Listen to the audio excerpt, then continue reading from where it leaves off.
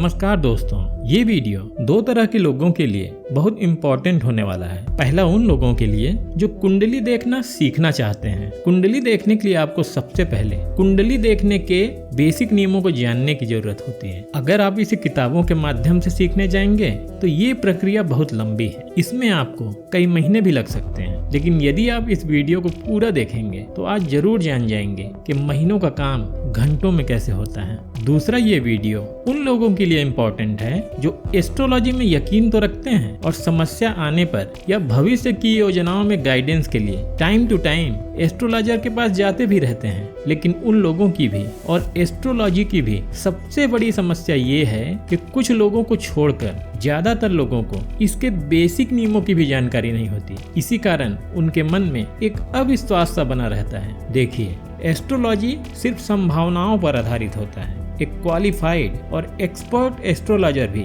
ग्रह और नक्षत्रों की स्थिति के आधार पर भविष्य की सिर्फ संभावनाओं को व्यक्त करता है। लेकिन जानकारी के अभाव में हम कुछ ज्यादा ही उम्मीद लगा लेते हैं। हम ये उम्मीद लगा लेते हैं कि एस्ट्रोलॉजर हमारे भविष्य में होने वाले एक नहीं बल्कि सभी घटनाओं के बारे में ना सिर्फ एग्जैक्ट जानकारी देगा, बल्कि अगर कुछ बुरा होने वाला है तो उसे बदल भी देगा, जो कि ईश्वर के अलावा किसी के लिए पॉसिबल नहीं। इसीलिए यदि आपको ज्योतिष के बेसिक नियमों का ज्ञान होगा तो आप ये समझ सकेंगे कि एस्ट्रोलॉजी से किस तरह भविष्य में झांका जाता है, एस्ट्रोलॉजर क्या कह रहा है और क्यों कह रहा है। हो सकता है कि आप उसके प्रिडिक्शन का और प्रिडिक्शन की वजह का अनुमान न लगा सकें, लेकिन इतना अनुमान जरूर लगा सकते हैं कि जिससे आप कुंडली दिखा रहे हैं उसमें गहराई कितनी है और आपको गाइड करने की उसमें क्षमता कितनी है। जन्म कुंडली या बर्थ चार्ट। जब किसी बच्चे का जन्म हो रहा होता है तो उस समय आकाश मंडल में ग्रह, नक्षत्र और राशियों की स्थिति का एक पिक्चर है कि कौन कहाँ स्थित है। इस परिभाषा से ये पता चलता है कि कुंडली 4 चीजों से मिलकर बनती है और ये 4 चीजें ही एस्ट्रोलॉजी का पिलर है, आधार है। उन 4 चीजों में सबसे पहला है भाव। भावों की संख्या 12 होती है। दूसरा है राशि, 12 ही राशि होती हैं। तीसरा है ग्रह, 9 ग्रह होते हैं। और चौथा है नक्षत्र और नक्षत्रों की संख्या होती है 27। इन चारों में भाव आकाश मंडल या स्पेस है जिसमें ग्रह, राशि और नक्षत्र स्थित होते हैं। राशि और नक्षत्र तारों का समूह होते हैं और ग्रह तो आप जानते ही हैं। कुंडली का अध्ययन और प्रेडिक्शन इन्हीं 4 चीजों भाव, राशि, ग्रह और नक्षत्र की स्थिति और उनके गुणों के आधार पर किया जाता है। और अगर आपने भी कुंडली में इनकी स्थिति और उनके गुणों और नेचर को समझ लिया, इसके अलावा इनके कुछ बेसिक नियम हैं जो कि मैं अभी बताने वाला हूँ, उसको लगाना सीख लिया तो समझिए कि आपने कुंडली देखना सीख लिया। जब आपको कुंडली का सामान्य स्टडी करना हो तो आप भाव और ग्रहों से कर सकते हैं। जब आप ज्यादा डिटेल में जाना चाहते हो तो आपको भाव, ग्रह और राशि इन तीनों का इस्तेमाल करना होगा। और माइक्रो लेवल मतलब एकदम डीप स्टडी करना चाहते हैं, किसी घटना के होने की तारीख और दिन तक निकालना चाहते हैं तो आपको भाव, ग्रह, राशि और नक्षत्र इन चारों का इस्तेमाल करके कर सकते हैं। एक भाव में एक राशि होती है, लेकिन एक राशि में 2.25 नक्षत्र होते हैं। फिर नक्षत्रों का भी उप नक्षत्र होता है। इन नक्षत्रों के माध्यम से आप जितना डीप स्टडी करना चाहते हैं कर सकते हैं। चलिए, अब जो एस्ट्रोलॉजी के 4 आधार स्तंभ हैं उन्हें एक एक करके समझते हैं कि ये क्या है।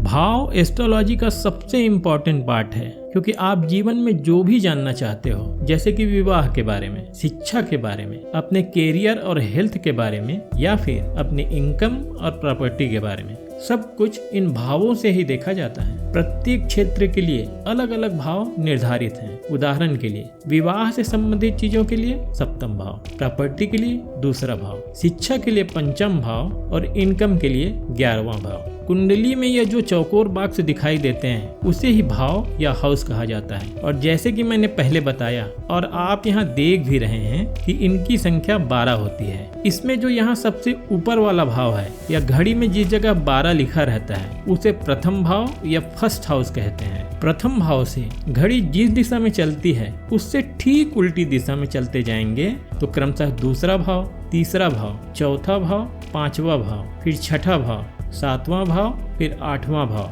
फिर 9वां भाव, फिर 10वां भाव, फिर 11वां भाव और अंत में 12वां भाव आता है। यही 12 भाव जीवन के अलग अलग क्षेत्रों के लिए निर्धारित है और जिस क्षेत्र के बारे में आपको जानना है उससे संबंधित भाव को देखा जाता है और उसी से प्रिडिक्शन की जाती है। तो चलिए सबसे पहले जान लेते हैं कि कौन सा भाव किस क्षेत्र के लिए निर्धारित है या किस भाव से क्या देखा जाता है। तो सबसे पहले शुरुआत करते हैं प्रथम भाव से। प्रथम भाव किसी व्यक्ति का शरीर है, तो शरीर से संबंधित जितनी भी चीजें हैं उसे प्रथम भाव से देखा जाता है। जैसे कि शरीर की बनावट कैसी होगी, इसमें उसका रंग, लंबाई, चौड़ाई, वह दुबला पतला होगा या मोटा होगा, ये सब देखा जाता है। इसके अलावा व्यक्ति के स्वभाव और व्यवहार को देखा जाता है। वह सीधा होगा, गर्म मिजाज का होगा, मिलनसार होगा या अलग थलग रहने वाला। व्यक्ति के बॉडी से रिलेटेड सभी चीजों को प्रथम भाव से देखा जाता है। अब आ जाते हैं दूसरे भाव में। दूसरे भाव से प्रॉपर्टी यानी धन से संबंधित सभी चीजें, फैमिली और वाणी को देखा जाता है। ये भाव बहुत इंपॉर्टेंट भाव है आपके फाइनेंस की दृष्टि से। जीवन में धन कितना अर्जित करेंगे, जमीन कितनी होगी, बैंक बैलेंस कितना होगा, धन से संबंधित इन सब चीजों को इसी भाव से देखा जाता है। इस भाव से फैमिली को भी देखा जाता है, इसीलिए इसे कुटुंब भाव भी कहते हैं। आपका परिवार बड़ा होगा या छोटा, परिवार खुश होगा या दुखी, ये सब इस भाव से देखा जाता है। और जैसे कि पहले मैंने बताया, ये भाव वाणी का भी है, तो इसी भाव से ये देखा जाता है कि आप बोलने में कैसे हैं, आपकी वाणी मधुर होगी या कठोर, ये सब देखा जाता है। चलिए अब आ जाते हैं तीसरे भाव में। तीसरा भाव एक्स्ट्रा एफर्ट या पराक्रम का है, साथ ही ये छोटे भाई बहन से संबंधित है। इस भाव से ये देखा जाता है कि आप में संघर्ष करने की क्षमता कितनी है, आप मेहनती कितने हैं। इससे यह पता चलता है कि परेशानियों के समय आपका एटीट्यूड कैसा होगा। साथ ही ये भाव छोटे भाई बहन से रिलेटेड है, तो इससे ये देखा जाता है कि आपके अपने भाइयों से संबंध कैसे रहेंगे। चौथा भाव भी बहुत महत्वपूर्ण भाव है। ये भाव आपके माता, भूमि, भवन, वाहन और सुख का है। इस भाव से आपके माता का स्वास्थ्य, उनका स्वभाव और उनके साथ आपके संबंधों को देखा जाता है कि वो मधुर होंगे या नहीं। इसके अलावा ये भाव भूमि, भवन और वाहन का भी है, तो यहाँ से ये पता चलता है कि आपका घर कैसा होगा और आपके पास गाड़ियाँ कितनी होंगी। इसके साथ साथ ये भाव इम्पोर्टेंट इसलिए है क्योंकि इससे सुख या सेटिस्फेक्शन को देखा जाता है। लोगों के पास धन और प्रॉपर्टी तो बहुत होती है, लेकिन उसमें कुछ ही हैं जो इसका एंजॉय कर पाते हैं, उसका सुख उठा पाते हैं। तो आप अपनी सुविधाओं का सुख उठा पाएंगे या नहीं, उसको इसी भाव से देखा जाता है। अब आ जाते हैं पांचवें भाव में। पांचवा भाव शिक्षा, संतान और प्रेम संबंधों का है। आप अपने जीवन में कितने शिक्षित होंगे, उस शिक्षा को प्राप्त करते समय आपको परेशानी उठानी पड़ेगी या ये सब कुछ आसानी से हो जाएगा, ये देखा जाता है। फिर यह भाव संतान का भी है, तो संतान से संबंधित चीजें हैं, जैसे कि आपकी संतान कितनी होंगी, लड़का होगा या लड़की, वह शिक्षित कितने होंगे। संतान से संबंधित इन सब चीजों को इसी भाव से देखा जाता है। फिर ये भाव लव अफेयर या प्रेम संबंधों का है, तो लव होने की संभावना और लव मैरिज होने की संभावना को इसी से देखा जाता है। अब आ जाते हैं छठे भाव में। छठा भाव रोग, रिपु, ऋण और दुर्घटना का है। क्योंकि यह भाव रोग का है, तो आपके हेल्थ से रिलेटेड इशू को इसी से देखा जाता है, जैसे कि आप स्वस्थ होंगे या रोगों से घिरे रहेंगे, आप जीवन शांति से व्यतीत करेंगे या शत्रुओं से घिरे रहेंगे, वह आप पर हावी रहेंगे या आप उन पर हावी होंगे, कहीं आप कर्जदार तो नहीं होंगे या आप किसी अप्रिय घटना का शिकार तो नहीं हो जाएंगे। इन सभी बातों को इसी भाव से देखा जाता है, क्योंकि ये भाव रिपु, ऋण और दुर्घटना का भी है। ये भाव आपके लाइफ पार्टनर, आपके बिजनेस पार्टनर और आपके पॉपुलैरिटी का है। क्योंकि ये भाव आपके लाइफ पार्टनर का है, तो आपके विवाह से संबंधित सभी चीजों को इसी से देखा जाता है, जैसे कि आपकी शादी जल्दी होगी या देर से, आपका वैवाहिक संबंध तनावपूर्ण होगा या सुखी, आपकी पत्नी का स्वभाव और व्यवहार कैसा होगा और ससुराल से आपके संबंध कैसे होंगे। ये भाव आपके बिजनेस पार्टनर और पॉपुलैरिटी का भी है, तो इस भाव से ये पता चलता है कि आपके अपने बिजनेस पार्टनर से संबंध कैसा होगा, पार्टनरशिप में काम करना चाहिए या नहीं, और आप अपने सहयोगियों के बीच में कितने पसंद किए जाते हैं, ये सब इसी भाव से देखा जाता है। क्या आप कभी ये जानने के बारे में सोचते हैं कि आप कितने साल जिएंगे और आपकी मृत्यु कब या कैसे होगी? तो आठवां भाव ही वह भाव है जहाँ से मृत्यु को देखा जाता है। किसी व्यक्ति की उम्र कितनी होगी, उसकी मृत्यु कैसी होगी, ये सब इसी भाव से देखा जाता है। इसके साथ साथ यह डीप रिसर्च और पैतृक संपत्ति को भी देखने का भाव है। किसी भी फील्ड में कोई व्यक्ति कितनी गहराई तक अध्ययन करेगा, इस बात का पता इसी भाव से चलता है। ये भाव भाग्य, पिता, उच्च शिक्षा, धर्म और विदेश यात्रा का है। इस भाव से ये देखा जाता है कि आप कितने भाग्यशाली हैं और आपका लक फैक्टर कितना काम करेगा। यह भाव धर्म का भी है तो आपकी धार्मिक प्रवृत्ति का भी पता इसी से चलता है, जैसे कि आप कितने धार्मिक हैं, कितना दान पुण्य करेंगे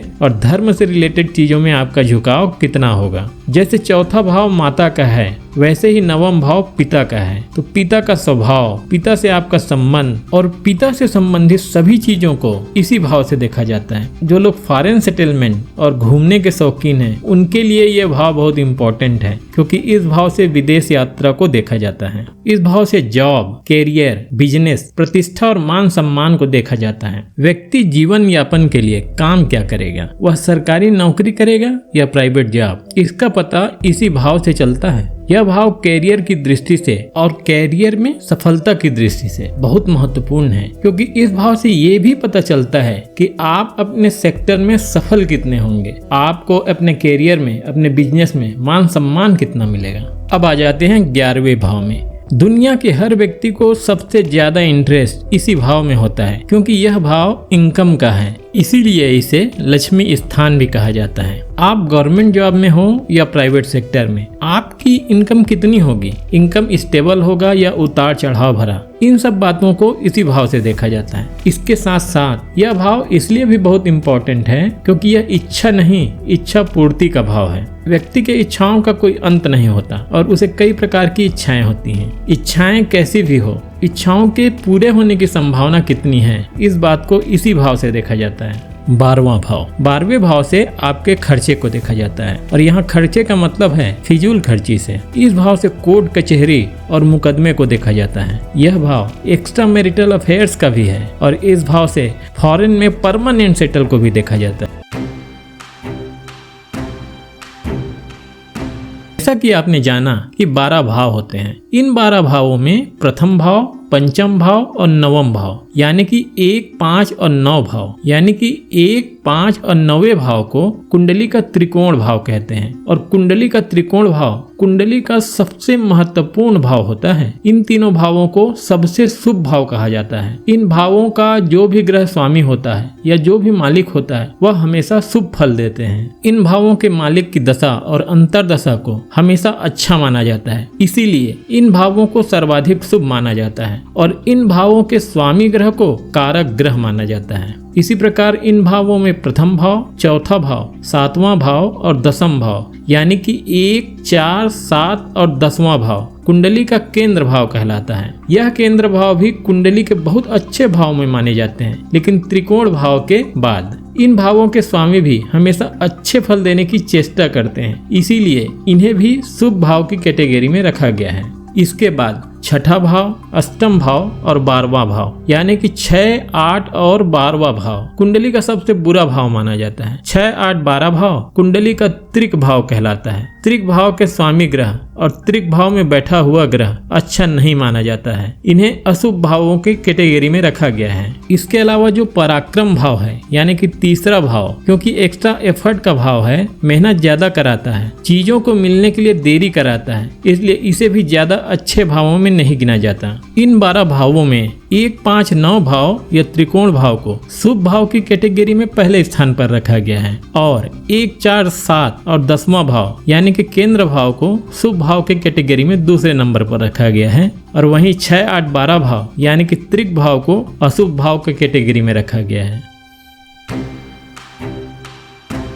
दोस्तों, भावों से तो सिर्फ ये पता चलता है कि किस भाव से क्या फल मिलता है, मगर ये कैसे पता चलता है कि मिलने वाला फल अच्छा मिलेगा या बुरा। उदाहरण के लिए दूसरे भाव से प्रॉपर्टी को देखा जाता है, लेकिन ये कैसे पता चलता है कि प्रॉपर्टी अधिक होगी कि कम। वैसे ही सप्तम भाव से विवाह से संबंधित चीजों को देखा जाता है। तो फिर ये कैसे पता चलता है कि वह देर से होगी या जल्दी? वैवाहिक जीवन सुख से भरा होगा या प्रॉब्लम का सामना करना होगा? दोस्तों, आगे मैं यही बताने जा रहा हूँ कि भाव से मिलने वाला फल अच्छा होगा या बुरा, ये देखते कैसे हैं। किसी भी फल को जब हम भाव से देखते हैं तो वह फल अच्छा होगा या बुरा, इसका भी आकलन हम भाव से ही करते हैं। इसके लिए ज्योतिष शास्त्र का एक महत्वपूर्ण सूत्र या श्लोक है जिससे आपको स्पष्ट हो जाएगा कि किसी भी भाव का फल अच्छा मिलेगा या बुरा, ये देखते कैसे हैं। ये श्लोक इतना महत्वपूर्ण है, यह वैदिक ज्योतिष का आधार स्तंभ है और दुनिया में ऐसा कोई ज्योतिषी नहीं है जो किसी भी भाव का फल अच्छा मिलेगा या बुरा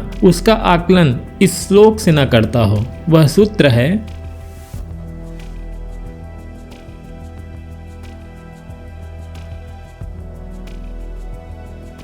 इस श्लोक का अर्थ है जो भाव अपने स्वामी से या शुभ ग्रहों से दृष्ट हो या युक्त हो उस भाव से संबंधित अच्छे फल मिलते हैं, और पाप ग्रह से दृष्ट या युक्त हो तो अशुभ फल मिलते हैं, और मिश्रित यानी कुछ अच्छे और कुछ बुरे ग्रह से दृष्ट या युक्त हो तो मिश्रित फल मिलते हैं, मतलब मिला जुला फल मिलते हैं। श्लोक में 3 प्रकार के फल अच्छा, बुरा और मिला जुला कैसे मिलता है इसका उल्लेख बहुत अच्छे से किया गया है। उदाहरण के लिए दूसरे भाव को ले लेते हैं। दूसरा भाव प्रॉपर्टी का है, बैंक बैलेंस का है। अब आपके पास प्रॉपर्टी और बैंक बैलेंस अच्छा होगा या बुरा, ये कैसे देखेंगे? तो इसके लिए दूसरे भाव को देखना होगा। अगर दूसरा भाव अपने स्वामी से या शुभ ग्रहों से दृष्ट हो या युक्त हो, कहने का मतलब है कि दूसरे भाव का स्वामी दूसरे भाव में ही बैठा हो या दूसरे भाव को कहीं से देख रहा हो, या फिर दूसरे भाव में कोई शुभ ग्रह बैठा हो, और अगर बैठा ना हो तो कहीं से देख रहा हो। अगर ऐसी स्थिति है तो दूसरे भाव से संबंधित अच्छे फल मिलेंगे, मतलब प्रॉपर्टी और बैंक बैलेंस अच्छा होगा, मतलब कि आप धनवान होंगे। ये स्थिति तो हो गया आपके उस भाव से संबंधित अच्छे फल मिलने का। अब बात करते हैं कि बुरा फल कैसे मिलता है। अगर दूसरे भाव में उसका स्वामी ना बैठा हो और ना ही कहीं से देख रहा हो, इसी प्रकार दूसरे भाव में कोई शुभ ग्रह भी ना बैठा हो और ना ही कहीं से देख रहा हो, तो दूसरे भाव से संबंधित बुरे फल मिलेंगे। कहने का मतलब है इस स्थिति में ना आपके पास कोई प्रॉपर्टी होगी और ना ही कोई खास बैंक बैलेंस होगा। इस श्लोक में तीसरी स्थिति है मिला जुला फल मिलने के लिए, मतलब अगर दूसरे भाव में कुछ अच्छे ग्रह बैठे हैं और कुछ बुरे ग्रह, या फिर कुछ अच्छे ग्रह देख रहे हैं और कुछ बुरे ग्रह देख रहे हैं, तो ऐसी स्थिति में दूसरे भाव से संबंधित फल मिला जुला होगा। कहने का मतलब है कि कभी प्रॉपर्टी होगा, कभी नहीं होगा, कभी बैंक बैलेंस ठीक ठाक होगा तो कभी नहीं होगा, या फिर ऐसा हो सकता है कि ना आप ज्यादा अमीर हों और ना ज्यादा गरीब हों, आपके पास ठीक ठाक प्रॉपर्टी हो। इसी तरह कुंडली में जो सभी 12 भाव होते हैं उन सभी 12 भाव से संबंधित फल अच्छे मिलेंगे या बुरे या मिला जुला मिलेंगे, इसका आकलन इसी श्लोक के माध्यम से किया जाता है।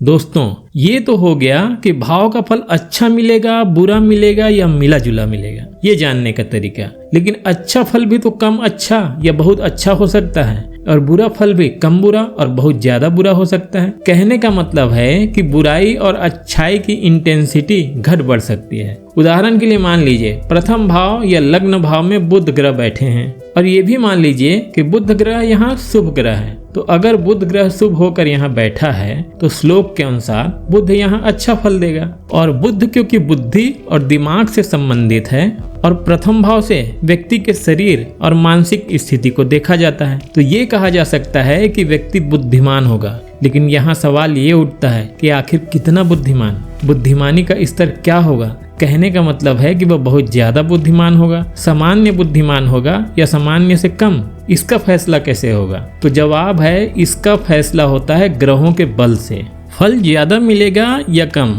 ये ग्रह के बल पर निर्भर करता है। अगर ग्रह बली है तो फल ज्यादा मिलेगा, और ग्रह अगर कमजोर है तो फल की मात्रा में कमी होगी। अब सवाल ये उठता है कि ये कैसे पता चलेगा कि ग्रह बली है या निर्बल? तो ग्रह के बल को जानने का सबसे अच्छा माध्यम है ग्रहों की डिग्री और ग्रहों का सटबल।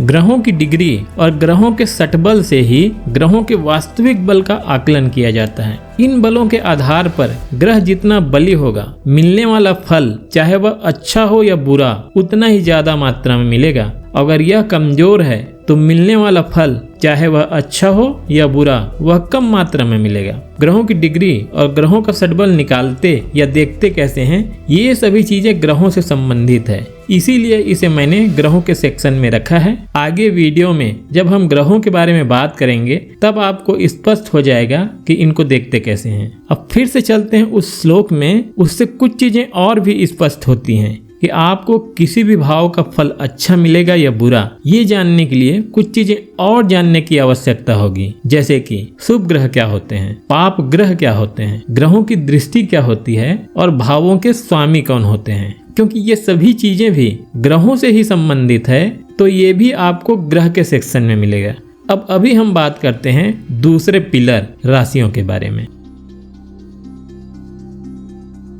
दोस्तों, इससे पहले कि अब मैं आपको 12 राशियों के बारे में बताऊं, उससे पहले ये जान लीजिए कि इन राशियों में सबसे जरूरी बात जो आपको हमेशा याद रखना है कि राशि एक फिक्स सीक्वेंस में होती है, इनका क्रम नहीं बदलता। जो क्रम मैं आपको बताऊंगा वो हमेशा उसी क्रम में होती है और क्रमानुसार 12 राशियों में जो प्रथम राशि है मेष राशि है, दूसरी है वृषभ राशि, तीसरी है मिथुन राशि, चौथी है कर्क राशि, पांचवी है सिंह राशि, छठी कन्या राशि, सातवीं है तुला राशि, आठवीं है वृश्चिक राशि, नवीं राशि है धनु राशि, 10वीं है मकर राशि, 11वीं है कुंभ राशि और 12वीं है मीन राशि। अब बात करते हैं इन राशियों के मालिक या लॉर्ड की। मेष राशि के लॉर्ड हैं मंगल देव जी, वृषभ राशि के शुक्र देव, मिथुन राशि के लॉर्ड हैं बुध, कर्क राशि के चंद्र, सिंह राशि के सूर्य, कन्या राशि के बुध, तुला राशि के शुक्र, वृश्चिक के मंगल, धनु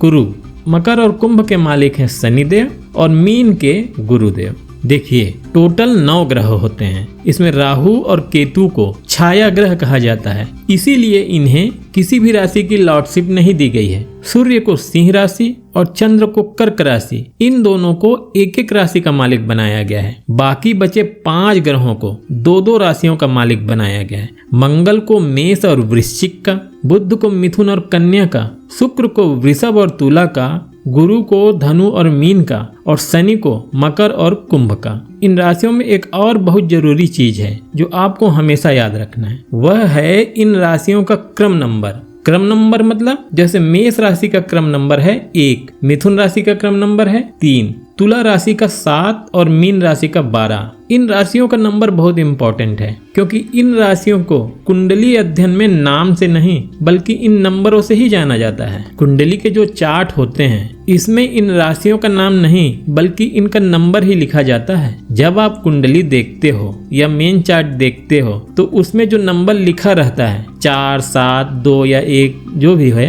वह दरअसल राशियां होती हैं। वहाँ राशियों के नाम के बजाय नंबर ही लिखा रहता है। इसीलिए ये बहुत जरूरी है कि आप इन राशियों को क्रम से याद करें और क्रम से याद करने के साथ साथ इन राशियों का क्रम नंबर भी याद रखें।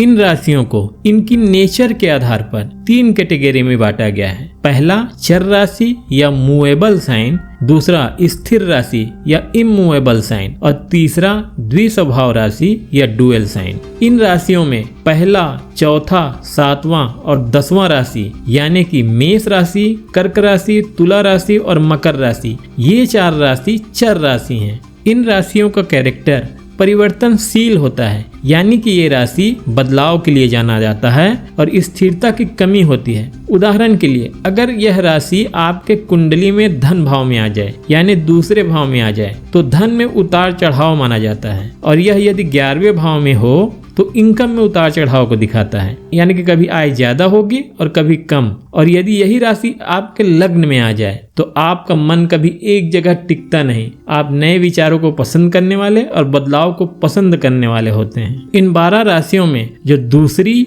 5वीं, 8वीं और 11वीं राशि है यानी कि वृषभ राशि, सिंह राशि, वृश्चिक राशि और कुंभ राशि होती हैं, वह स्थिर राशि होती हैं। यह राशियां स्थिरता को प्रदर्शित करती हैं। उदाहरण के लिए मान लीजिए इन राशियों में से कोई एक राशि आपके इनकम भाव में आ जाए, तो क्योंकि यह राशियां स्थिरता को दिखाती हैं, तो यदि यह इनकम भाव में आ जाएगा तो यह आपके रेगुलर इनकम को दिखाता है। और इन्हीं में से किसी एक राशि यदि लग्न में आ जाए तो यहाँ पर स्थिरता का मतलब हो जाएगा कि वह व्यक्ति परंपरागत, रूढ़िवादी, सिद्धांतवादी और पुराने विचारों को मानने वाला होगा। इसी तरह इन 12 राशियों में से 3, 6, 9 और 12वीं राशि यानी कि मिथुन, कन्या, धनु और मीन राशि होती है, उसे द्विस्वभाव राशि कहते हैं। यह चर और अचर का मिक्सर है। इनके स्वभाव को पहचानना मुश्किल होता है। यह कभी सिद्धांतवादी और परंपरावादी हो जाते हैं तो कभी नए विचारों को मानने वाले मॉडर्न बन जाते हैं।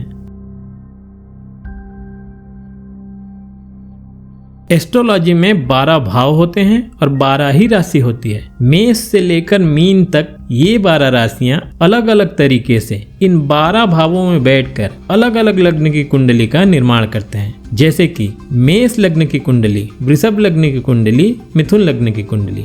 इस प्रकार एस्ट्रोलॉजी में 12 राशियों और 12 भाव होने के कारण 12 प्रकार के लग्न की कुंडली का निर्माण होता है। अलग अलग लग्न की कुंडली प्रथम भाव में अलग अलग राशियों के आने से बनती है। जैसे प्रथम भाव में मेष राशि आएगी तो आपका लग्न मेष होगा और आपकी कुंडली मेष लग्न की होगी। इसी प्रकार प्रथम भाव में मिथुन राशि आएगी तो आपका लग्न मिथुन होगा और आपकी कुंडली मिथुन लग्न की होगी। कहने का मतलब है जो राशि प्रथम भाव में आएगी उसी राशि के नाम से लग्न कुंडली का नाम होता है। अब ये जान लेते हैं कि ये 12 राशियां 12 भाव में बैठती कैसे हैं और किस प्रकार से अलग अलग लग्न की कुंडली का निर्माण होता है। तो दोस्तों, जैसा कि आप जानते हैं, सूर्य एक जगह स्थित होता है और पृथ्वी सूर्य के चारों ओर चक्कर लगाती है और अपनी धुरी पर भी घूमती है। पृथ्वी के अपनी धुरी में घूमने के कारण ही सूर्य पूर्व दिशा से उदित होती है और पश्चिम दिशा में डूबती है। ठीक वैसे ही राशियां भी पूर्व दिशा से उदित होती है और पश्चिम दिशा में डूबती हैं। राशियां एक सर्कल शेप में आकाश मंडल में स्थित रहती हैं और पृथ्वी के अपनी धुरी में घूमने के कारण क्रम से एक एक करके सूर्य की तरह पूर्व दिशा में उदित होती हैं। प्रत्येक राशि का 2 घंटे का उदय काल होता है। इस तरह 12 राशियां 24 घंटे में एक एक करके उदित होती रहती हैं। जिस समय बच्चे का जन्म हो रहा होता है उस समय जो राशि पूर्व दिशा में उदित हो रही होती है वही राशि उस बच्चे का लग्न होता है और उस राशि को प्रथम भाव में लिखा जाता है। और जैसा कि पहले मैं बता चुका हूँ कि राशियों का एक सीक्वेंस होता है या वह एक क्रम में स्थित होते हैं, तो जिस राशि का लग्न बनता है उसके आगे की राशि क्रम से आगे के भाव में बैठती जाती हैं। इस तरह से आपके लग्न कुंडली का निर्माण होता है। उदाहरण के लिए बच्चे के जन्म के समय सिंह राशि का उदय हो रहा था तो प्रथम भाव में क्या आएगा? सिंह राशि। और सिंह राशि का राशियों के क्रम में 5वां नंबर आता है तो प्रथम भाव में 5 आएगा और फिर आगे के भाव में सिंह के आगे की राशि यानी 6 नंबर कन्या राशि दूसरे भाव में, 7 नंबर यानी तुला राशि तीसरे भाव में। इस तरह बाकी की राशियां क्रम से आगे के भाव में बैठती जाती हैं। इसे एक और एग्जाम्पल से समझते हैं। मान लीजिए कि बच्चे के जन्म के समय धनु राशि उदित हो रही है तो इस कुंडली का लग्न बनेगा धनु मतलब 9 नंबर और बाकी की राशियां क्रम से आगे के भाव में बैठ जाएंगे। दूसरे भाव में 10 यानी कि मकर राशि, तीसरे भाव में 11 यानी कि कुंभ राशि, चौथे भाव में 12, 5वें भाव में 1 यानी कि मेष राशि, छठे भाव में 2, सातवें भाव में तीसरी राशि यानी कि मिथुन राशि बैठ जाएगी। या फिर आप अपना या किसी भी का कुंडली उठाकर देखिए कि उसके प्रथम भाव में कौन सा अंक लिखा है। जो अंक लिखा है उस नंबर की राशि यानी मान लो 7 लिखा है तो तुला राशि यानी कि तुला राशि का आपके जन्म के समय पूर्व दिशा से उदय हो रहा था, इसीलिए वह आपका लग्न हुआ और वह कुंडली तुला लग्न की कही जाएगी। लग्न या प्रथम भाव में आई हुई राशि बहुत महत्वपूर्ण होता है क्योंकि इससे एक तो लग्न तय होता है कि कुंडली कौन से लग्न की होगी और लग्न भाव में आई हुई राशि से ही ये तय होता है कि आगे के भाव में कौन सी राशि आएगी। जो राशि आएगी उन भावों के फलों को देने की जिम्मेदारी उस राशि की ही होती है। जैसे कि मैंने पहले बताया कि हर राशि का एक लॉर्ड या मालिक होता है। जैसे मेष राशि का मंगल, मिथुन राशि का बुध, इन राशियों का और उसके मालिक का हर भाव में अलग अलग प्रभाव पड़ता है। जैसे कि मान लो आपके लग्न में 1 है यानी कि मेष राशि है, तो आपके कैरेक्टर और बिहेवियर में मेष राशि का और मेष राशि के लॉर्ड यानी मंगल दोनों का प्रभाव होगा। इस स्थिति में मंगल बहादुरी, शौर्य, चिड़चिड़ापन को दिखाता है और मेष राशि अस्थिरता को दिखाता है क्योंकि यह चर राशि है। तो आपके कैरेक्टर में इन दोनों के गुण दिखाई देंगे, चिड़चिड़ापन मंगल के कारण और मूडी मेष राशि के कारण। और अगर आपके प्रथम भाव में 2 लिखा है तो इसका मतलब वृषभ राशि हुआ। तो आपके कैरेक्टर और बिहेवियर में वृषभ राशि और वृषभ राशि के स्वामी शुक्र दोनों का प्रभाव होगा। तो हो सकता है कि आप सुंदर और मेहनती दोनों हो, सुंदर शुक्र के कारण और मेहनती वृषभ राशि के कारण।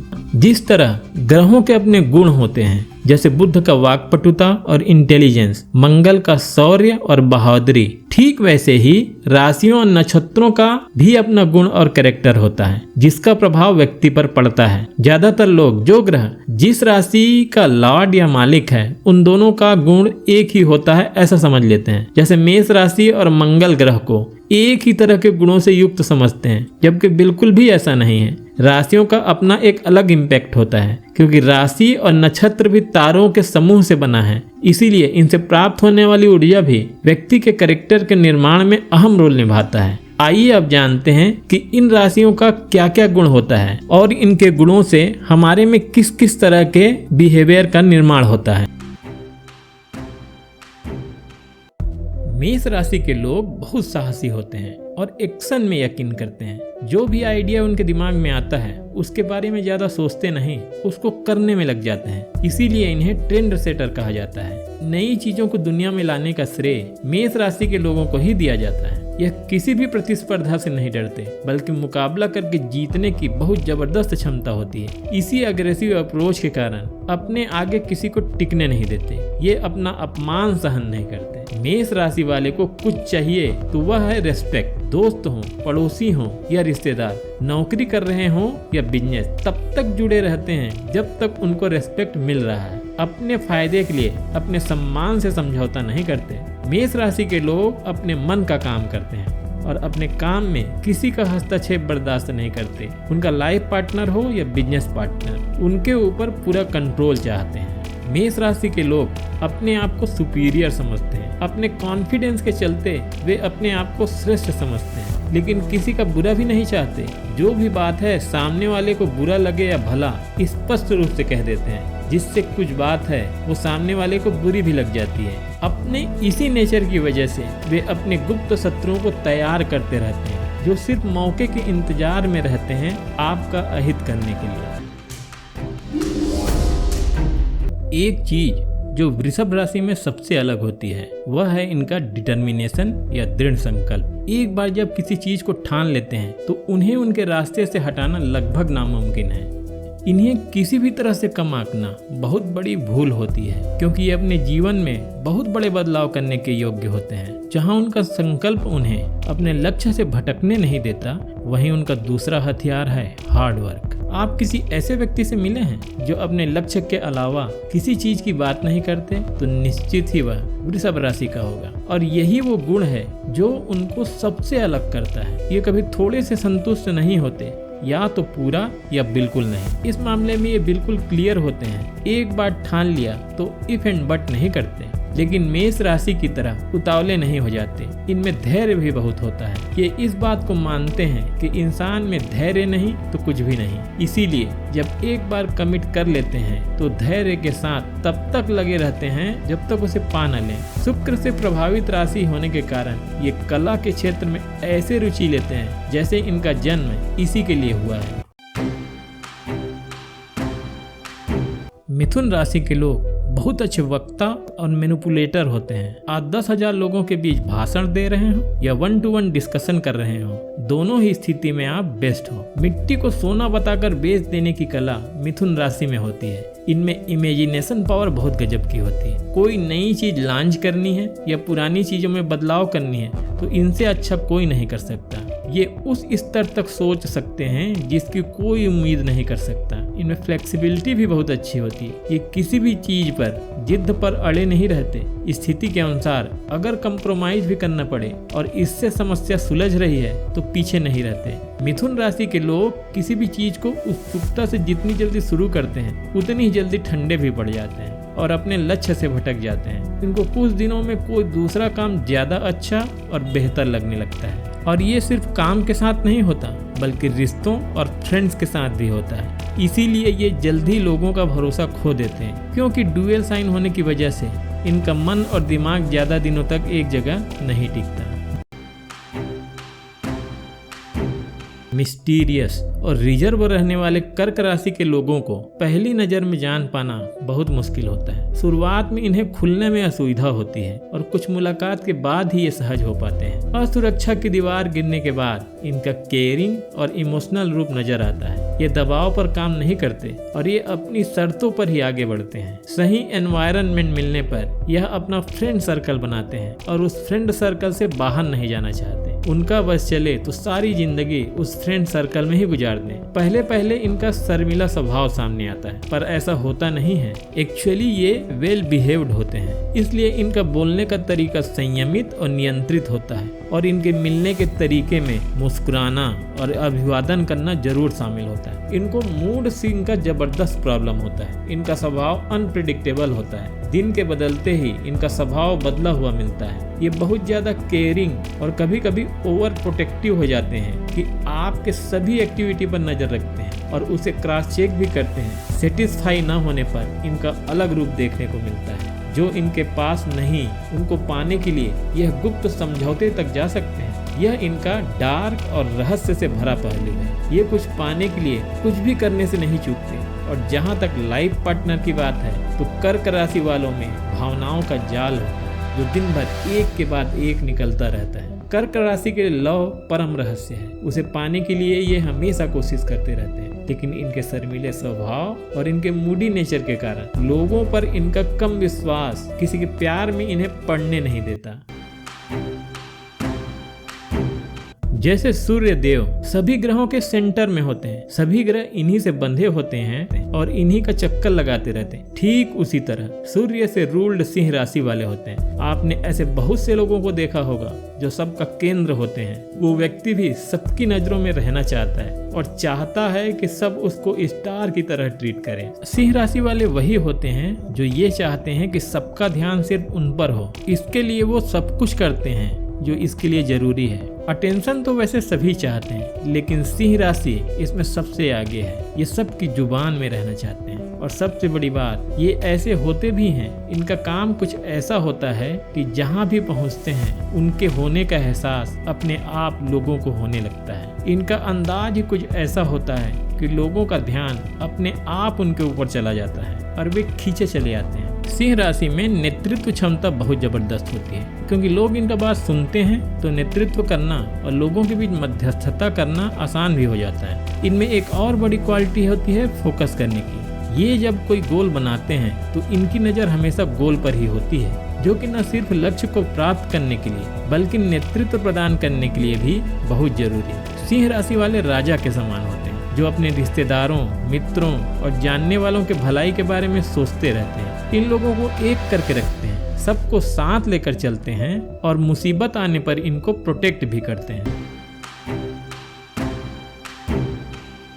कन्या राशि को सभी राशियों में सबसे हार्ड वर्किंग और इंटेलिजेंट माना जाता है। इनको भावनाओं से नहीं, इससे इनको ज्यादा लेना देना नहीं होता, बल्कि सिर्फ तथ्यों और तर्कों से ही समझाया जा सकता है। ये लॉजिकल और एनालिटिकल ज्यादा होते हैं। नियम का कड़ाई से पालन करना और हर छोटी से छोटी चीजों का ध्यान रखने का खास गुण होता है। अपने लक्ष्य को पाने के लिए सब कुछ झोंक देते हैं। लक्ष्य प्राप्ति के लिए एक टीम की तरह कार्य करने में ज्यादा विश्वास करते हैं। समन्वय बनाकर रखने की खास क्वालिटी होती है। टीम में काम बांटना और टीम के हर यूनिट से काम अच्छे से लेना और कोई हिस्सा अगर पीछे चल रहा है तो उसे अपने प्रयासों से आगे लाकर बैलेंस बनाना और काम को टाइम में पूरा करने का हुनर होता है। इसीलिए बहुत अच्छा मैनेजर साबित होते हैं। अगर आपका कोई काम अटक गया है तो कन्या राशि के व्यक्ति को बुलाइए और अपनी समस्या बताइए। समस्या सॉल्व करने में ये माहिर होते हैं, इसीलिए इन्हें ट्रबल शूटर कहा जाता है। इनका एक खास नेचर होता है। इसे आप इनकी खूबियां समझ सकते हैं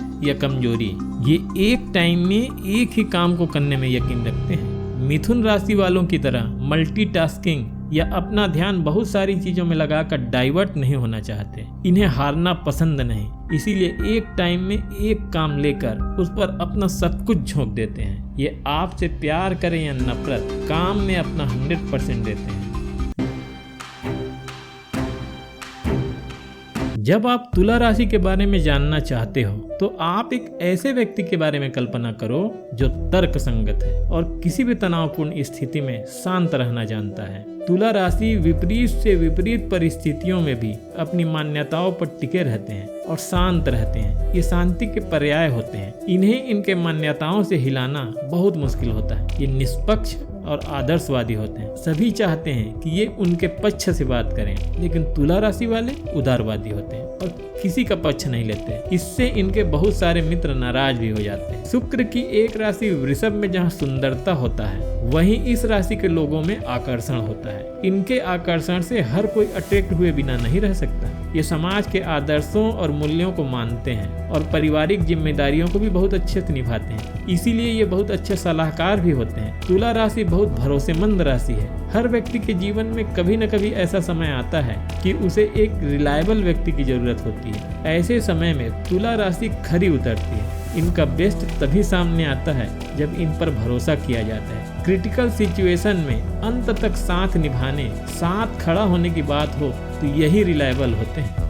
पहली चीज जो आप वृश्चिक राशि में नोटिस कर सकते हैं वह है उनका जुनून। इसका मतलब ये नहीं है कि दूसरी राशि के लोगों में जुनून नहीं होता, मगर इनमें फर्क होता है। इनका जुनून, इनकी इच्छा शक्ति और इमोशन इतना ज्यादा होता है जो ज्वालामुखी बन जाता है और फटने के लिए हमेशा तैयार रहता है। ये रहस्यमय चीजें से मोहित हो जाते हैं। विचित्र, डरावनी, भयावह और अलौकिक चीजों में इनकी दिलचस्पी होती है, या ये कहें ये उसमें इतना रम जाते हैं कि ये सामान्य आदतों से ऊपर निकलकर असामान्य सा हो जाता है। वृश्चिक राशि को सभी राशियों में रहस्यमय माना जाता है। यह उनके रिवेंज लेने की प्रकृति, कुटिल मुस्कान और जीवन के प्रति उनके समझ ने उनको ऐसा बनाया है। उनके पास दृढ़ इच्छा शक्ति होती है और ये किसी अन्य की तुलना में अधिक जोड़ तोड़ करने वाले होते हैं। इनको गुस्सा दिलाकर आप ऐसे नहीं जा सकते। अगर आप भाग्यशाली रहे तो बच जाएंगे, मगर ये बात को भूलेंगे नहीं, और अगर किस्मत खराब रही तो ये तुरंत बदला लेते हैं। वृश्चिक राशि अपनी चीजें और अपनी सीक्रेट अपने पास रखते हैं, इसीलिए इनको खुलने में बहुत टाइम लगता है। ये बिल्कुल नहीं चाहते कि इनके प्राइवेट लाइफ में कोई अपनी टांग जबरदस्ती फंसाए। ये अपने आप में रहते हैं और अपने तरीके से जीवन जीते हैं। कोई इनके बारे में क्या सोचता है, इन पर इसका कोई प्रभाव नहीं पड़ता और ना ही किसी के सोचने या कहने से अपना तरीका बदलते हैं। ये रिलेशनशिप में बहुत लॉयल होते हैं, चाहते हैं कि ताली दोनों हाथ से बजे। ये प्रोटेक्टिव बहुत होते हैं। अगर आपका एक भी वृश्चिक राशि का मित्र है तो आप बहुत भाग्यवान हैं। जीवन में एक भी घटना ऐसी घटती है जो आपको परेशान करने वाली है तो सारा टेंशन ये अपने ऊपर ले लेते हैं, आपका कुछ भी नुकसान नहीं होने देते। वृश्चिक राशि वाले, वह लाइफ पार्टनर के साथ हो, बिजनेस पार्टनर के साथ हो या फ्रेंड हो, हमेशा कंट्रोल करके रखने वाले और ड्राइविंग सीट पर होते हैं। ये तब तक चीजों को चलने देते हैं जब तक वे चाहते हैं। सही समय पर ये आपकी सही पोजीशन बता देते हैं, इसलिए कभी भी इनको कंट्रोल करने का आइडिया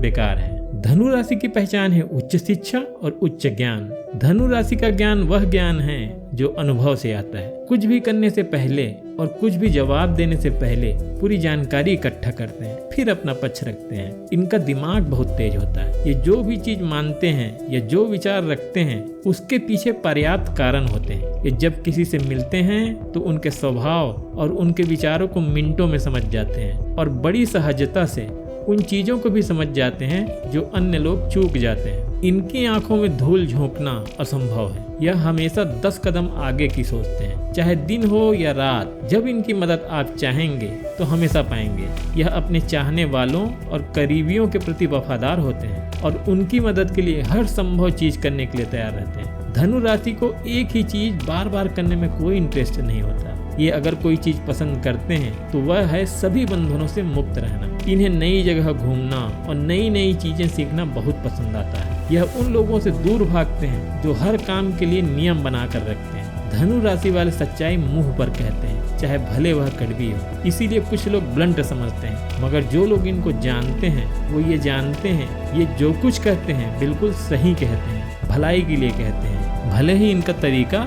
सही ना हो।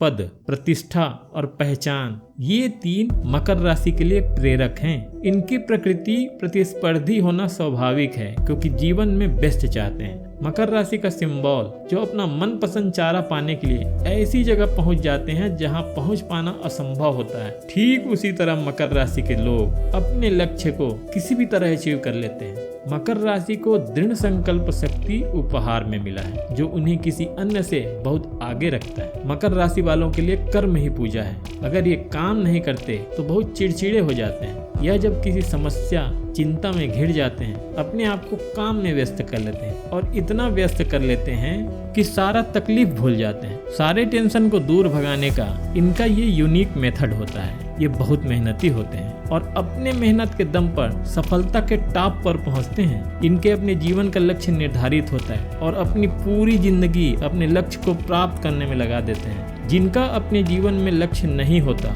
उनको ये पसंद नहीं करते और उनसे दूरी बनाकर रखते हैं। मकर राशि किसी के ऊपर आश्रित रहना नहीं चाहते। यह अपनी आर्थिक स्थिति और सोशल स्टेटस टॉप का बनाकर रखना चाहते हैं। इसीलिए भौतिक वस्तुएं जैसे घर, गाड़ी, बंगला ज्यादा से ज्यादा खरीदने और उसे बढ़ाने की इच्छा रखते हैं। सामाजिक बंधन और प्यार चाहते तो हैं, लेकिन ये बहुत अच्छी तरह से जानते हैं कि प्यार बिल नहीं चुकाता। इसीलिए फाइनेंस से रिलेटेड चीज़ों में कभी समझौता नहीं करते। ये अपने पैसे का बेहतर मैनेजमेंट पसंद करते हैं। ये जल्दबाजी में कुछ नहीं करते। ये अपना लाइफ चार्ट प्लान करके रखते हैं, जिससे कि वह कभी भटके नहीं। क्या आप किसी ऐसे व्यक्ति से मिले हैं जो समाज और मानव उत्थान के लिए घंटों लगे रहते हैं? और मिले हैं तो निश्चित ही वह कुंभ राशि का होगा, क्योंकि ये लोग सामाजिक कार्य में दिल से लगे रहते हैं और ये मानते हैं कि समाज के हित में सभी लोगों को अपना योगदान देना चाहिए। इनका परोपकारी स्वभाव समाज में इनका अच्छा रेपुटेशन बनाने में बहुत मदद करता है। शनि की एक और राशि मकर, जहाँ किसी भी चीज को करने के लिए आजमाया हुआ और टेस्टेड तरीका अपनाते हैं, वहीं कुंभ राशि का रीति रिवाज, सिस्टम, प्रचलित मान्यताओं के प्रति विद्रोही स्वभाव होता है। यह क्या करना है, कैसे करना है बताया जाना बिल्कुल पसंद नहीं करते। इनका विद्रोही स्वभाव तब सामने आता है जब इनके ऊपर अपनी इच्छाएं थोपी जाती हैं। यह उन लोगों के खिलाफ हो जाते हैं जो सोचते हैं कि इनके जीवन को कंट्रोल किया जा सकता है। इनका एक स्वतंत्र विचार होता है और इन विचारों को बहुत मजबूती से दीन दुनिया के सामने रखते हैं। परंपरागत चीजों में अगर इनको कोई कमी नजर आती है तो उनके खिलाफ यही आवाज उठाते हैं। ये बहुत ज़्यादा बुद्धिमान और बहुत अच्छे कम्युनिकेटर होते हैं। जितने अच्छे तरीके से दूसरे के विचारों को सुनते हैं, उतने ही अच्छे से अपने विचारों को रखने और उनको मनवाने की कला होती है। सामाजिक समानता और पारदर्शिता के पक्षधर होते हैं। किसी को भी किसी भी अधिकार से वंचित रखना नहीं चाहते। कोई भी जानकारी अगर कमजोर लोगों को फायदा पहुंचाता है तो उसे सभी वर्ग के लोगों तक पहुंचाने की व्यवस्था में लगे रहते हैं। कुंभ राशि के लोग अपनी निजी जिंदगी में बहुत कम लोगों को शामिल करते हैं और मित्र बनाते समय उनके गुणों और विचारों को देखते हैं, ना कि उनकी भावनाओं और फीलिंग्स को। इसीलिए इनके निकट मित्रों की संख्या बहुत कम होती है, लेकिन समाज में इतने लोगों के लिए सोचते और कार्य करते रहते हैं कि घिरे बहुत लोगों से रहते हैं। मीन राशि अविश्वसनीय रूप से इंट्यूटिव होते हैं। इंट्यूशन वह होता है जब आप किसी को देखकर ही उनके बारे में सहज ही अनुमान लगा लें। मीन राशि वाले सिक्स्थ सेंस के साथ पैदा होते हैं। इनकी मानसिक क्षमता और इंट्यूशन पावर सभी राशियों से बहुत ज्यादा होती है। आप इनको देखकर आश्चर्य में पड़ जाएंगे कि ये कितने सही तरीके से लोगों के बारे में अपना अनुमान लगाते हैं। ये सामने वाले के बॉडी लैंग्वेज और छोटी छोटी हरकतों से किसी के इरादे तुरंत भाग जाते हैं। मीन राशि का स्वभाव बहुत ही उदार होता है। ये लोगों की मदद और दान तब तक करते रहते हैं जब तक उनके पॉकेट में कुछ बचा है। अगर इनके पास नहीं है तो कभी कभी ये दूसरों से मांग कर देंगे, मगर देंगे। ये ज्ञान, उपहार और अच्छे विचार हमेशा बांटते रहते हैं। अपने कमी में भी दूसरे की जरूरतों को ज्यादा महत्व देते हैं। अपने संबंधों का सम्मान करते हैं और रिश्तों को फायदे और नुकसान से आगे रखते हैं। मीन राशि वाले किसी भी समस्या के सभी पहलुओं को बहुत बारीकी से देखते हैं। जहां अन्य लोग एक या दो पक्षों से सरसरी निगाहों से डिसीजन लेते हैं, वहीं इनकी मानसिक क्षमता इतनी होती है 10-10 पक्षों के बारे में सोचते रहते हैं। गलत निर्णय के डर से तथ्यों और अपनी भावनाओं से जूझते रहते हैं। असफलता के डर से निर्णय लेने में बहुत देरी कर देते हैं। मीन राशि का नेचर पानी की तरह होता है। जैसे पानी को जिस चीज में भी डालो वह उसी की तरह हो जाता है, वैसे ही मीन राशि के लोग नए लोगों और नए वातावरण में बहुत जल्दी घुल मिल जाते हैं। ये बहुत मिलनसार होते हैं। डुअल साइन होने के कारण इनका कोई स्थिर स्वभाव नहीं होता, इसलिए यह जब नए लोगों से मिलते हैं तो पहले उनको समझते हैं, उनके आदतों को जानते हैं और अपना स्वभाव भी वैसा ही बना लेते हैं। ग्रह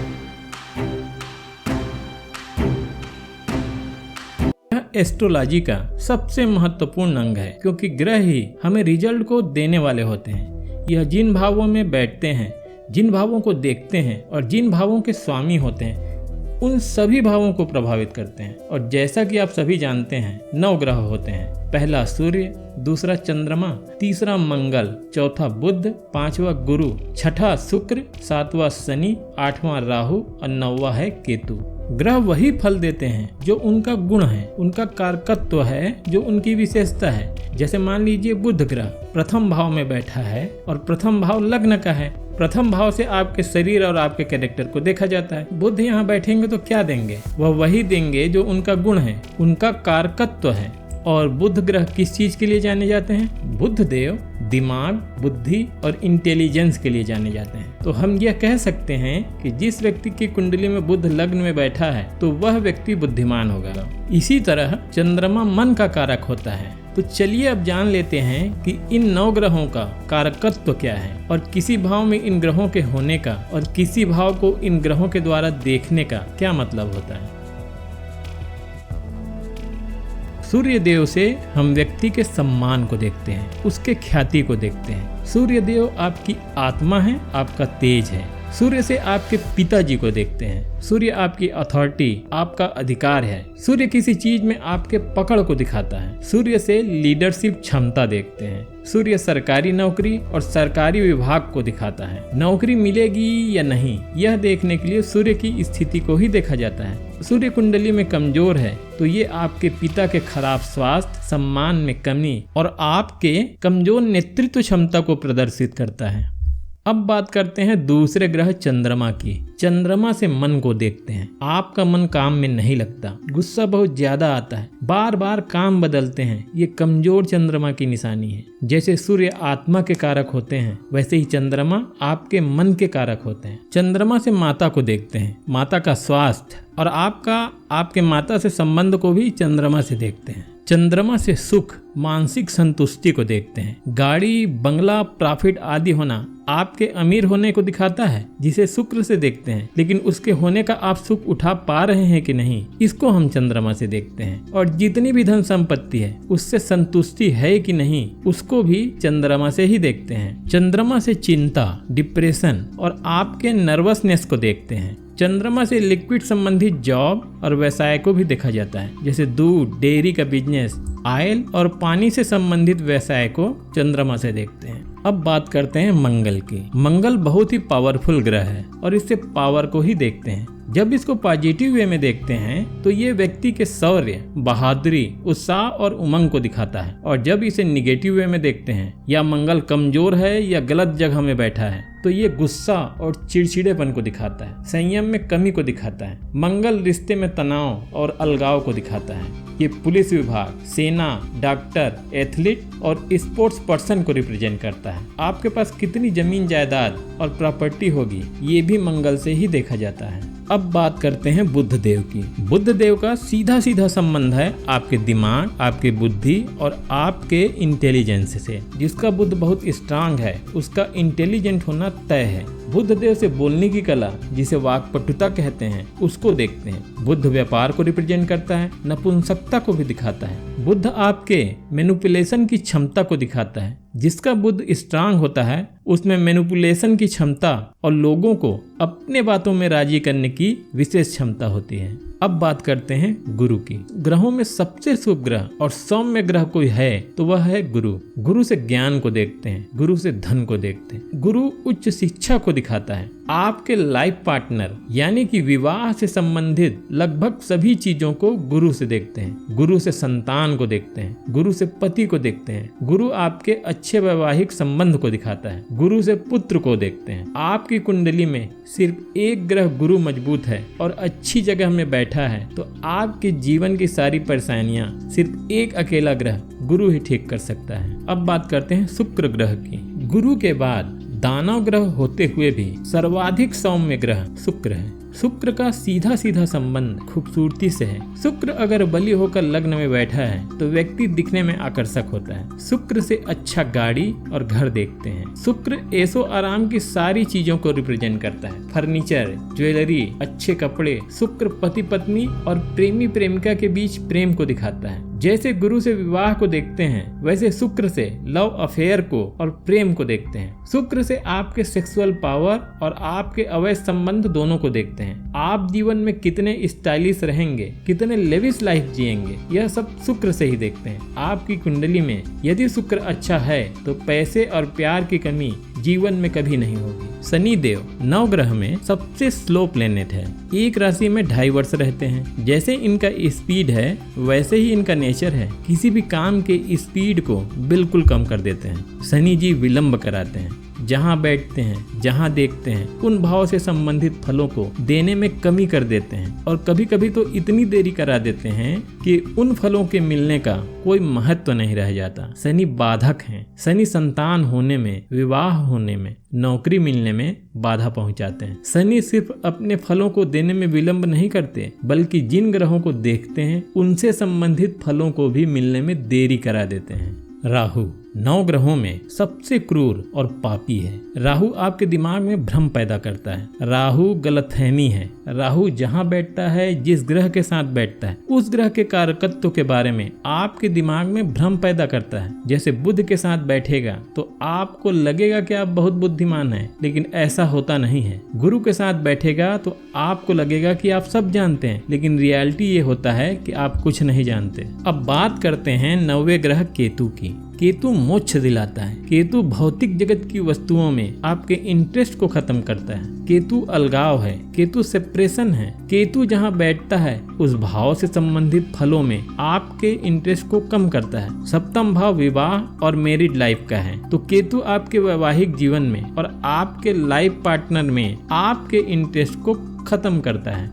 केतु तोड़ने का काम करता है। रिश्तेदारों में रिश्ते को, भौतिक जगत के वस्तुओं के प्रति आपके झुकाव को और इंसान जो वैवाहिक और प्रेम संबंधों में फंसा है उससे उनको विमुख करने का काम करता है। राहु और केतु की असल में प्रवृत्ति एक ही होती है। एक इसे किसी भी क्षेत्र के प्रति आपके दिमाग में भ्रम पैदा करके करता है तो दूसरा उसके प्रति आपके लगाव को खत्म करके करता है। रिजल्ट एक होता है पर तरीका अलग अलग होता है। दोस्तों, ये था सभी 9 ग्रहों का कारकत्व, उनका गुण, उनकी विशेषता। अब आप बहुत अच्छी तरीके से जान सकते हो कि कौन सा ग्रह हमें किस प्रकार का फल देता है। ग्रहों की डिग्री से पता चलता है कि उसमें कितना बल है। जो पावरफुल ग्रह होते हैं वह 100% रिजल्ट देते हैं और जो कमजोर ग्रह होते हैं वो परिणाम देने में कमी कर देते हैं। कुंडली देखने में ग्रहों की एक्चुअल स्थिति को जानकर कि वह कितना पावरफुल है, उसके परिणाम देने की क्षमता को जाना जाता है। ग्रहों की न्यूनतम डिग्री 0.1 हो सकती है और अधिकतम डिग्री 30 हो सकती है। इन ग्रहों में जिन ग्रहों की डिग्री 0 से 6 के बीच होती है ग्रहों की बाल अवस्था कहलाती है। इस स्थिति में ग्रह अपने टोटल स्ट्रेंथ का सिर्फ 25% ही रिजल्ट देती है। जिन ग्रहों की डिग्री 6 से 12 के बीच में होती है उसे ग्रहों की किशोरावस्था कहा जाता है। इस अवस्था में ग्रह अपने टोटल स्ट्रेंथ का 50% रिजल्ट देती है और जिन ग्रहों की डिग्री 12 से 18 के बीच होती है उसे ग्रहों की युवा अवस्था कहा जाता है और इसमें ग्रह अपने टोटल स्ट्रेंथ का 100% रिजल्ट देती है। इस अवस्था में ग्रह सबसे पावरफुल माना जाता है। इसी प्रकार जिन ग्रहों की डिग्री 18 से 24 होती है उसे ग्रहों की प्रौढ़ अवस्था कहा जाता है। इस अवस्था में ग्रह की स्ट्रेंथ वापस घटकर फिर 50% हो जाती है और जब ग्रहों की डिग्री 24 से 30 के बीच होती है तो इसे ग्रहों की वृद्धा अवस्था कहा जाता है और इस समय ग्रहों के रिजल्ट देने की क्षमता 25% होती है। कुंडली देखने में डिग्री का विशेष महत्व है। मान लीजिए कि आप कुंडली देख रहे हैं और रिजल्ट का आकलन कर रहे हैं और उस कुंडली में ग्रहों की डिग्री अच्छी नहीं है तो वह आपकी उम्मीद के मुताबिक रिजल्ट नहीं देगा। और वहीं जब उसकी डिग्री 12 से 18 के बीच होती है तो वह अपना पूरा परिणाम देता है।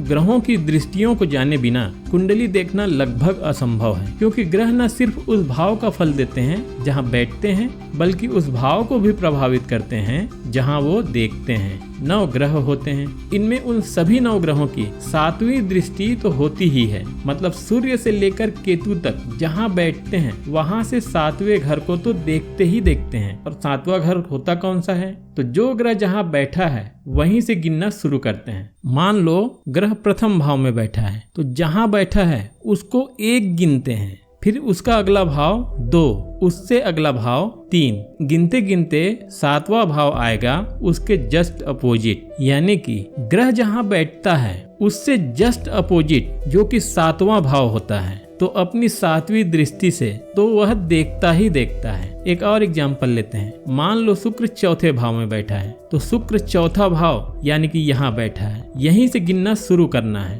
1 2 3 4 5 6 7, 7वां घर उसके जस्ट अपोजिट हाउस 10वां भाव होगा। सभी ग्रह जहां बैठते हैं वहां के फल तो देते ही देते हैं, साथ ही साथ 7वें घर को भी अपनी 7वीं दृष्टि से प्रभावित करते हैं। तो कहने का मतलब है 9 ग्रहों की 7वीं दृष्टि तो होती ही होती है। अब बात करते हैं 7वीं दृष्टि के अलावा भी कौन कौन सी दृष्टियां किस किस ग्रह की होती है। इन 9 ग्रहों में 3 ग्रहों की 7वीं दृष्टि के अलावा 2 और दृष्टि होती है। गुरु, राहु और केतु की 7वीं दृष्टि के अलावा 5वीं और 9वीं दृष्टि और होती है। मतलब गुरु, राहु और केतु की टोटल 3 दृष्टियां होती हैं, 5वीं, 7वीं और 9वीं। ये तीनों ग्रह जहां बैठेंगे वहां के फल तो देंगे ही देंगे, लेकिन उस भाव से 5वें भाव, 7वें भाव और 9वें भाव को भी प्रभावित करेंगे। मंगल की 7वीं दृष्टि के अलावा 4थी और 8वीं दृष्टि और होती है। मतलब मंगल की भी 3 दृष्टियां होती हैं, 7 तो होती ही है, 4 और 8 भी होती है। तो कुल मिलाकर मंगल की 4, 7 और 8 3 दृष्टियां होती हैं। मंगल जहां भी बैठेगा उस घर से 4थे घर, उस घर से 7वें घर और उस घर से 8वें घर को भी प्रभावित करेगा। अलावा एक और ग्रह है शनि, इनकी 7वीं के अलावा 3री और 10वीं दृष्टि भी होती है। यानी कि शनि की 3 दृष्टियां होती हैं, 3, 7 और 10। यदि शनि अपने प्रथम भाव में बैठा है तो तीसरी दृष्टि से 3रे भाव को, 7वीं दृष्टि से 7वें भाव को और 10वीं दृष्टि से 10वें भाव को भी देखेगा और उनको प्रभावित करेगा। अब बात करते हैं इन ग्रहों के बहुत महत्वपूर्ण फैक्टर मित्रता और शत्रुता की। जो ग्रह आपस में मित्र होते हैं वो जब एक दूसरे को देखते हैं या एक दूसरे के साथ बैठते हैं तो एक दूसरे को सपोर्ट करते हैं, परिणाम देने में मदद करते हैं। वहीं जो ग्रह आपस में शत्रु होते हैं वो जब एक दूसरे के साथ बैठते हैं या एक दूसरे को देखते हैं तो परिणाम देने में बाधा पहुंचाते हैं। तो चलिए जानते हैं कौन से ग्रह आपस में मित्र हैं और कौन से ग्रह आपस में शत्रु। देखिए, इन 9 ग्रहों में कुछ ग्रहों की प्रवृत्ति सौम्य होती है, इसलिए उन्हें देवग्रह कहा जाता है, और कुछ ग्रहों की प्रवृत्ति क्रूर होती है, इसलिए उन्हें दानव ग्रह कहा जाता है। जो देव ग्रह होते हैं उसमें पहला है सूर्य, दूसरा है चंद्र, तीसरा है मंगल और चौथा है गुरु। तो जो देव ग्रह होते हैं आपस में अति मित्र होते हैं। मतलब सूर्य की चंद्रमा से, चंद्रमा की मंगल से, मंगल की गुरु से, इन चारों ग्रह की आपस में गहरी मित्रता होती है। देव ग्रह जब एक दूसरे के साथ बैठते हैं या एक दूसरे को देखते हैं तो एक दूसरे को सपोर्ट करते हैं और परिणाम देने में मदद करते हैं। और वैसे ही जो दानव ग्रह होते हैं वह भी एक दूसरे के साथ बैठते हैं या एक दूसरे को देखते हैं तो एक दूसरे को परिणाम देने में मदद करते हैं। और दानव ग्रह में पहला ग्रह है शुक्र, दूसरा है शनि, तीसरा है राहु और चौथा है केतु। इनकी भी आपस में गहरी मित्रता होती है, ये एक दूसरे के अति मित्र होते हैं। देव ग्रहों की देव ग्रहों से दोस्ती है और दानव ग्रहों की दानव ग्रहों से दोस्ती है। देव ग्रह और दानव ग्रह एक दूसरे के एंटी पार्टी हैं। देव ग्रहों की दानव ग्रहों से बिल्कुल नहीं बनती। इन 9 ग्रहों में एक अकेला ग्रह बुध है। सिर्फ 2 ग्रह चंद्र और मंगल के अलावा सभी ग्रहों से मित्रता है। चंद्र और मंगल से बुध की शत्रुता है और बाकी बचे 6 ग्रहों से मित्रता है। ग्रह भावों के फलों को प्रभावित करते हैं। कारक ग्रह जिन जिन भावों को देखते हैं उन भावों के अच्छे फल प्राप्त होते हैं और मारक ग्रह से बुरे फल। हर लग्न के लिए अलग अलग कारक और मारक ग्रह होते हैं। कुंडली देखने के लिए कारक और मारक ग्रह की जानकारी होना बहुत जरूरी होता है। कारक और मारक ग्रहों की जानकारी होना इसलिए आवश्यक होता है कि जनरली हम अशुभ ग्रहों को, बुरे भावों के स्वामी को, 6, 8, 12 भावों के स्वामी को बुरा मान लेते हैं, लेकिन ऐसा होता नहीं। 6, 8, 12 भावों के मालिक ग्रह भी कारक ग्रह होते हैं, अच्छे फल देने वाले होते हैं। तो चलिए जान लेते हैं किसी भी लग्न के लिए कारक और मारक ग्रह कौन कौन होते हैं। कारक और मारक ग्रह निकालने का तरीका एक होता है। एक बार आप तरीका सीख गए तो सभी 12 लग्नों के लिए कारक और मारक ग्रह बहुत आसानी से निकाल सकते हैं। तो एग्जाम्पल के लिए हम किसी भी एक लग्न की कुंडली ले लेते हैं, फिर उसी से समझते हैं कि कारक और मारक ग्रहों को कैसे देखते हैं। इसे समझने के लिए चलिए एक मिथुन लग्न की कुंडली ले लेते हैं। ये मिथुन लग्न की कुंडली है क्योंकि इसके प्रथम भाव में 3 लिखा है। 3 मतलब मिथुन राशि, और मिथुन राशि के स्वामी होते हैं बुध देव। तो इसके लग्नेश भी बुध देव हुए। मैंने आपको पहले बताया है कि 1, 5, 9 भाव त्रिकोण भाव कहलाते हैं, और त्रिकोण भाव किसी भी कुंडली के सबसे शुभ भाव होते हैं। और प्रथम भाव ना सिर्फ यह त्रिकोण का भाव है बल्कि यह लग्नेश भी है, और लग्नेश किसी भी कुंडली का सबसे पावरफुल ग्रह होता है, और लग्नेश कभी भी अपना बुरा नहीं करता। इसलिए किसी भी लग्न की कुंडली का लग्नेश हमेशा कारक ग्रह होता है। इसलिए कारक ग्रह की लिस्ट में हम बुध को रख लेते हैं, यानी हमारा प्रथम कारक ग्रह है बुध। अब आ जाते हैं द्वितीय भाव में। द्वितीय भाव में राशि आई 4 मतलब कर्क राशि, और कर्क राशि के स्वामी हैं चंद्रदेव। और ग्रहों की शत्रुता और मित्रता के बारे में हम जानते हैं कि बुध चंद्र का मित्र नहीं होता। दूसरा भाव भी ज्यादा अच्छा नहीं माना जाता, और दूसरा भाव का स्वामी भी लग्नेश का मित्र नहीं है। इसलिए चंद्रदेव इस कुंडली के लिए मारक ग्रह होंगे। तीसरा भाव पराक्रम का है। इसमें राशि आई 5 यानी सिंह राशि, इसलिए इसके स्वामी बने सूर्यदेव। वैसे तो ये भाव भी अच्छा नहीं माना जाता, लेकिन क्योंकि सूर्य और बुध दोनों देव ग्रह हैं और एक दूसरे के परम मित्र हैं, इसलिए सूर्य देव भी कारक ग्रह की लिस्ट में आएंगे। अब आ जाते हैं चौथे भाव में। चौथे भाव में आई 6 नंबर यानी कन्या राशि, और कन्या राशि के स्वामी हुए बुध देव, और बुध देव स्वयं लग्नेश हैं। लग्नेश कभी मारक नहीं होता, इसलिए बुध देव कारक ही रहेंगे। अब बात करते हैं पंचम भाव की। यहाँ 7 नंबर है यानी कि तुला राशि। तुला राशि के स्वामी बनते हैं शुक्रदेव। शुक्रदेव को एक राशि और मिली है 12th हाउस, इसमें वृषभ राशि पड़ता है। इसके स्वामी भी शुक्रदेव हैं। शुक्रदेव को एक राशि त्रिकोण की मिली है और एक राशि त्रिक भाव की, जो कि बुरा भाव माना जाता है। तो शुक्रदेव को एक बुरा भाव मिला और एक भाव बहुत अच्छा, तो ये सम हो गए, न मित्र न शत्रु। लेकिन शुक्रदेव लग्नेश बुध के मित्र हैं, इसलिए शुक्रदेव भी योग कारक की लिस्ट में ही आएंगे। इसके बाद आ जाते हैं छठे भाव में। छठे भाव में 8 है मतलब वृश्चिक राशि आई, और इसके स्वामी बने मंगल देव। छठा भाव बुरा माना जाता है क्योंकि यह त्रिक भाव है, और मंगल देव को एक और राशि मिला 11वां भाव, जो कि उतना अच्छा भाव भी नहीं माना जाता। और इसके साथ साथ मंगल देव हैं वो लग्नेश के मित्र भी नहीं है, इसलिए 2 भाव बुरा, और मंगल देव लग्नेश के मित्र भी नहीं है, इसलिए मंगल देव होंगे मारक ग्रह। अगले भाव में चलते हैं। सप्तम भाव में 9 नंबर मतलब धनु राशि आई। इसके मालिक गुरु हैं। गुरुदेव को एक राशि और मिली है 10वें भाव में 12 नंबर यानी मीन राशि। दोनों भाव शुभ भाव हैं, लेकिन एक ही ग्रह को केंद्र के 2 भाव मिलने के कारण यहाँ पर केंद्राधिपति दोष लग जाता है, और केंद्राधिपति दोष लगने के कारण गुरु भी मारक ग्रह की लिस्ट में आएंगे। अब चलते हैं अगले भाव यानी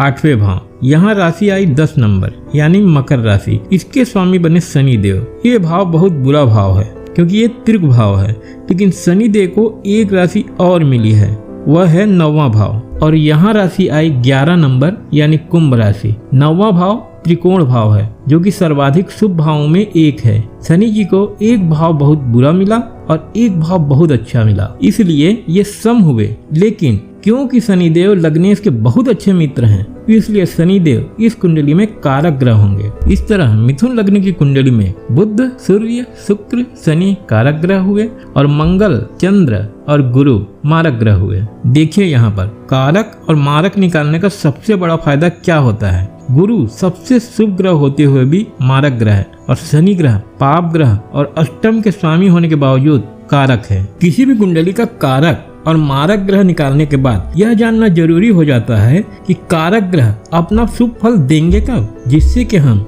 उसका भरपूर फायदा उठा सकें। तो देखिए, इसमें ग्रहों की दशाएं और महादशाएं हमारे जीवन में बहुत महत्वपूर्ण रोल निभाती हैं। सभी ग्रहों की 5 प्रकार की दशाएं होती हैं। ये दशाएं जब भी आती हैं तो ग्रह जिन भावों के स्वामी होते हैं और जिन भावों में बैठते हैं उन भावों को एक्टिवेट कर देते हैं और उन भावों से संबंधित फलों में वृद्धि होती है। ग्रहों की 5 प्रकार की दशाएं होती हैं। उनमें पहला है महादशा। महादशा लंबे समय तक चलती है। इनका पीरियड 5 वर्ष से 20 वर्ष तक का होता है। फिर दूसरा है अंतरदशा। अंतरदशा का पीरियड महादशा से बहुत कम होती है। सामान्यतः अंतरदशा 1 या 2 वर्ष का होता है। तीसरा है प्रत्यंतर दशा। प्रत्यंतर दशा का पीरियड और बहुत कम होता है। इनका पीरियड सिर्फ 1-2 माह का होता है। फिर चौथा है सूक्ष्म दशा। सूक्ष्म दशा का पीरियड 1-2 हफ्ते के लिए होता है। फिर पांचवा है प्राण दशा। इनका पीरियड 1-2 दिन के लिए होता है। इन दशाओं में महादशा सबसे इम्पोर्टेंट होता है, क्योंकि ये लंबे समय तक चलते हैं तो हमारे जीवन में गहरा प्रभाव डालते हैं, जिससे हमारे लाइफ में चेंजेस भी दिखाई देता है।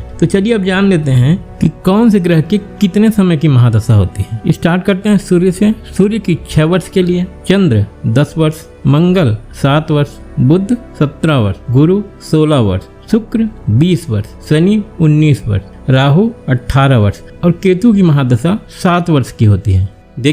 दोस्तों, जैसे कि हायर सेकेंडरी या 12th पास करने के बाद ही आप ग्रेजुएशन, पोस्ट ग्रेजुएशन और पीएचडी करते हैं, वैसे ही कुंडली के बेसिक नियम हैं, वो पहला पड़ाव है। इसको जानने के बाद ही इसमें जितना चाहें उतना डीप जा सकते हैं, ज्योतिष में महारत हासिल कर सकते हैं। इस वीडियो को देखने के बाद आप उस स्टेज पर खड़े हैं जहां से राशियों और नक्षत्रों के बारे में अधिक से अधिक जानकारी जुटाकर आप जितना चाहे उतना डीप जा सकते हैं।